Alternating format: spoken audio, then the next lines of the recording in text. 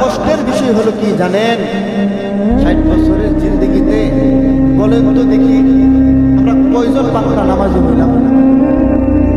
কয়জন নামাজি? এখানে অনেক লোক আছে, নাম বলবো না, ইশারাও দেবো না, অনেক লোক আছে কাটা কাটা একসাথে নামাজ পড়তে, অনেক ওই পিছনে নামাজ পড়ে মিশা কথা বলে নামাজ।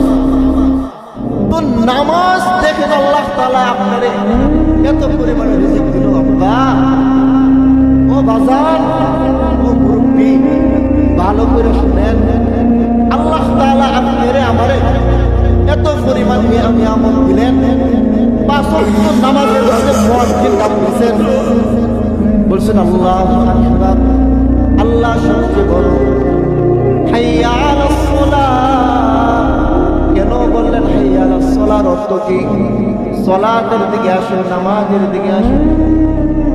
তো নামাজের দিকে আসতে বলছেন, বলেন তো দেখি এই শিমুলিয়াবাসী কয়জন নামাজে আসছে? ফজরে ডাকবো মুয়াজ্জিন জান নাই, আল্লাহ জোহরের ব্যবস্থা করে। জোহরের মুয়াজ্জিন আজান দিলেন, আপনি জান নাই। আসরের মুয়াজ্জিন এবার আজান দিলেন, আসরেও জান নাই। মাগরিবে আল্লাহ তাআলার কুদরতি সে বাণী, সে আজানের ধ্বনি আপনার কানে পৌঁছায় দিছে, জান নাই।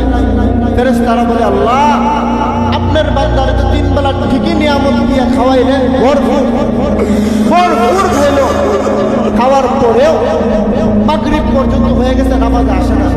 আল্লাহ বলে ফেরেশতা দাঁড়াও, এশারের তো আযান বাকি আছে, আমার বান্দা নিয়ে এশারের